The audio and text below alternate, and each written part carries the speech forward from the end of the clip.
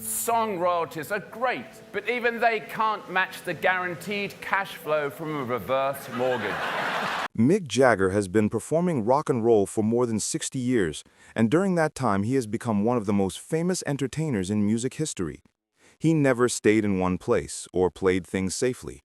Instead, he showed audiences how to move, how to challenge authority, and how to feel the excitement of rebellion just by watching him on stage. But underneath all the confidence, the memorable movements, and that voice everyone recognizes, there is something more complex. Jagger is an artist who never stopped looking for new ways to express himself. While many musicians focused only on making popular hits, Jagger wanted his music to have deeper meaning. He wanted to create something that would last and matter to people. The Rolling Stones made hundreds of songs over 6 decades. Some were massive stadium anthems that became famous around the world. Others were blues songs that honored the music that inspired them. Many became dance tracks that people still enjoy today. But when you ask Jagger which songs mean the most to him personally, you get a very different answer than what the charts might suggest. The 5 songs that matter most to Jagger are not about sales numbers or how audiences responded to them. These are songs that represent moments when everything came together perfectly. Times when the music expressed exactly what he wanted to say. Moments when the band created something that went beyond just being 4 musicians playing together. Some of these songs show his darker thoughts and feelings. Others reveal more hopeful and gentle sides of his personality. All of them capture the endless energy and curiosity that made him such a compelling performer. These 5 favorites show both the powerful voice that moved millions of people and the constantly searching mind behind it. The first song on this list is Gimme Shelter. Some songs try to warn listeners about danger, but this song already understood what was coming. The band did not write Gimme Shelter for parties or radio play. They wrote it about the feeling that the world was ending. In 1969, it genuinely felt to many people like society might be collapsing. The Vietnam War was causing deep divisions in America. The optimistic hippie movement was falling apart. Jagger was in London watching all of this chaos unfold from across the ocean. The song began with Keith Richards playing a guitar part that repeated in a haunting way. It sounded like a funeral march played very slowly, but Jagger's singing gave the music its true meaning. His voice sounded desperate and pleading, like someone trying to wake people up before disaster struck. The lyrics talked about war and children, suggesting that violence was always close at hand. He was not singing about conflicts happening far away. He was singing about the violence he saw everywhere around him, on television news and in the expressions of people he encountered.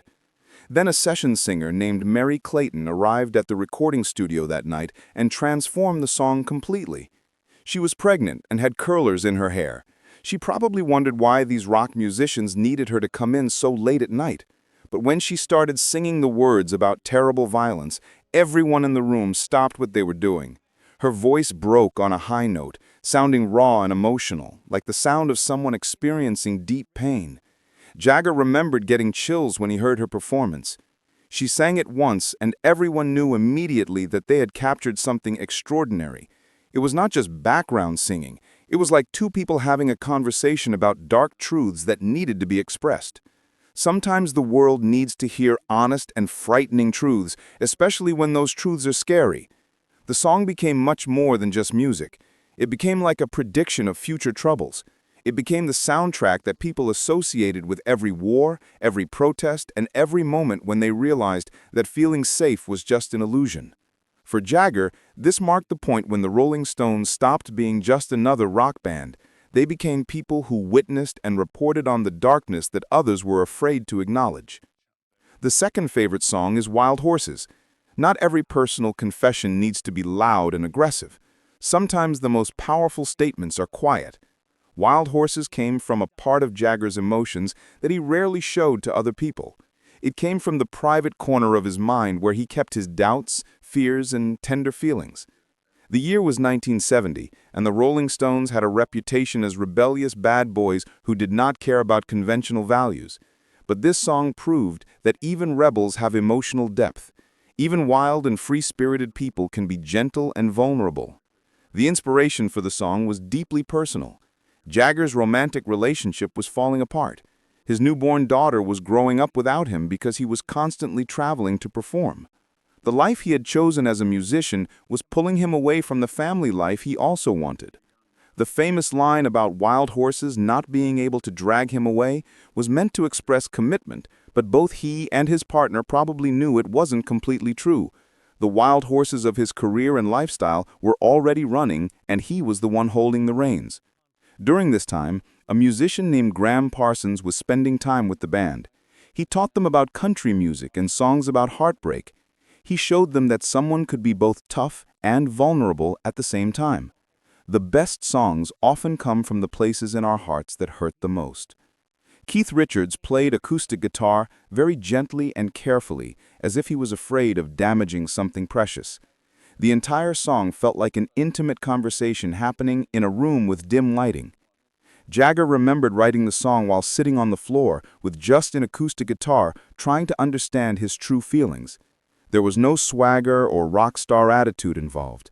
It was just the man admitting that he was not as strong as everyone believed him to be. Sometimes the people and things we love the most are also the ones we end up hurting the most. The recording was different from their usual energetic chaos. There were no loud electric guitars or pounding drums. Instead, there was space, silence, and the sound of someone telling the truth. When they listened to the recording afterward, everyone in the studio recognized that they had captured something special and honest that could not be manufactured or faked. Wild Horses became the song that showed the world that Mick Jagger was not just a performer and entertainer. He was also a songwriter, a poet, and a human being with feelings he could not always control. It was the first time he allowed people to see behind the curtain of his public image. He was the first time he proved that the man behind all the famous dance moves had genuine emotions and real things to say. Somehow, that vulnerability and honesty made him even more powerful than all his confidence and swagger ever could. The third song is Paint It Black. Darkness has a particular sound, and Brian Jones found that sound using an instrument called a sitar. Paint It Black was not supposed to become a major hit. It started as an experiment, a usual song that combined Indian music with London blues. But when radio stations started playing it in 1966, it became the soundtrack for a generation's fears and nightmares. For Jagger, it was the first time he realized his voice could communicate more than just youthful rebellion. It could also carry feelings of despair and depression. The song opened with the sitar playing a repetitive pattern that was both hypnotic and haunting. It sounded like something from a dream that you cannot escape. Jones had been studying Indian musical instruments, trying to discover new sounds that other rock musicians were not using. When he played that opening musical line, everyone working in the studio stopped what they were doing to listen. The sound was simultaneously beautiful and frightening, like hearing funeral music for yourself while you are still alive. Jagger's words came from a dark, emotional place that he did not like to visit often. The famous line about seeing a red door and wanting it painted black expressed depression, grief, and the feeling that everything good in the world had lost its color. He sang like a man trapped inside his own mind, desperate to escape, but unable to find the way out. His voice cracked and strained, not because of any technical singing approach, but because of genuine emotion he could not control. Years later, Jagger admitted that he was going through difficult times personally when he wrote the song. It came out of him like he was bleeding emotionally. The song was not about love or romance or parties. It was about the weight of being young and famous, but still feeling empty inside. It was about achieving success that did not fill the emotional hole it was supposed to fill. It was about wanting to paint everything black because bright colors felt dishonest. The song became much bigger than the band expected. Radio stations played it constantly. American soldiers fighting in Vietnam adopted it as their personal anthem. Young people who felt lost and disconnected in suburban life found their own feelings reflected in those lyrics. The song was dark, but it was also honest. Sometimes honest darkness feels more valuable than fake happiness. Paint It Black taught Jagger that his voice could be more than just entertainment. It could be medicine for people who were hurting in the same ways he was hurting. Rock and roll could actually heal people by admitting that sometimes everything feels broken. That realization was more powerful than any dance move he had ever learned. The fourth song is You Can't Always Get What You Want. This song is like philosophy set to music, wisdom wrapped inside a gospel-influenced rock song. It started as a simple truth that occurred to Jagger one morning after another night without sleep. He was wealthy, famous, and desired by millions of people, but he still felt like something was missing from his life. The lesson took him years to learn, but only 3 minutes to express in a song. Sometimes the deepest truths are the simplest ones. The song began with the London Bach Choir singing, their voices rising like angels in a cathedral. Then came sounds from a French horn weaving through the melody like a prayer. It was 1968, and the world was demanding revolution and immediate change to everything. But Jagger had learned that wanting something and actually getting it were two completely different things, and perhaps that difference was not always bad. He explained that he was thinking about his own life experiences, about all the things he thought he desperately needed, and about all the things that failed to make him happy even after he got them. The Rolling Stones were supposed to represent getting everything you wanted without limits, but this song expressed something different. It suggested that maybe chasing after things was more important than actually catching them. Maybe needing something was better than having it. The recording sessions felt like being in church. Everyone spoke quietly and moved carefully as if they were handling something sacred. The gospel music influence was intentional. Jagger had been listening to Baptist church choirs and was amazed by how they could transform pain into hope and struggle into strength. He wanted to create that same kind of transformation. He wanted to take disappointment and make it sound like victory.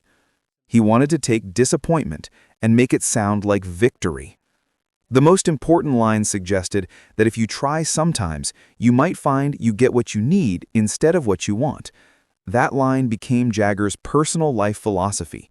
It expressed the idea that the universe might understand our needs better than we do ourselves. The things we think we desperately want might not actually be the things that save us or make us truly happy. It was both optimistic and realistic at the same time. Hope wrapped together with acceptance.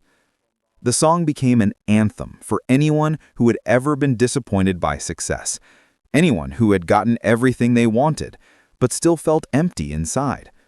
It was a gift to everyone who felt lost despite having achieved everything society says matters. It proved that wisdom could sound like rock and roll, and that sometimes the best advice comes from people who have already made all the mistakes first. The final and most important song is Midnight Rambler. Some performers play fictional characters on stage, but others actually become them. Midnight Rambler was not just a song for Mick Jagger. It was a complete transformation, a journey into the darkest corners of human nature that changed him. For 11 minutes on stage, he became someone else entirely, someone dangerous, someone who even scared himself. The song was inspired by a real criminal called the Boston Strangler, who terrorized women during the 1960s. But Jagger was not interested in simply telling a news story about crime. He was interested in exploring the monster that exists inside everyone, the part of ourselves that we try to hide from the world, the shadow side of human nature that follows us when we think nobody is watching. In the recording studio, Midnight Rambler was just another track on an album. It was dark and blues-influenced, with Keith Richards' guitar moving through the verses like a snake. But when performed on stage, it became theatrical drama. Jagger would crouch down, crawl across the stage, and stalk around the platform like a predator hunting prey. He would loosen his belt and crack it like a whip, making the audience wonder whether they were watching a regular concert or witnessing something disturbing that they should not be seeing. Jagger said that during those performances, he felt possessed, as if something else was controlling his actions. The audience felt this intensity too. Women standing at the front of the stage would step backward. Men would shift around uncomfortably. The song lasted 11 minutes, because Jagger could not let go of the character he was portraying. He did not want to return to being just a regular rock star. He wanted to stay in that dangerous psychological place a little longer. The real power was not in the words or the musical notes. It was in the complete surrender to something primal and instinctive. Jagger had discovered that he could hypnotize audiences, not with his charm or his dance moves, but with his willingness to go to places that other performers would not go. He showed audiences parts of themselves that they would rather not acknowledge or think about. Midnight Rambler became the song that defined what made the Rolling Stones different from every other band. They were not just musicians playing instruments. They were explorers of the human condition. And Jagger was not just a frontman leading a band. He was like a shaman or spiritual guide, leading people into territories that were both beautiful and terrifying at the same time. These 5 songs were about the moments when music expressed what Jagger could not say in any other way. They represent the restless spirit of someone who found truth in darkness and wisdom through rebellion. Sometimes the wildest and most unconventional voices carry the deepest truths about human experience. These 5 favorites reveal the real artist behind the famous performer, the searching soul behind the swagger, and the honest human being behind the rock and roll legend.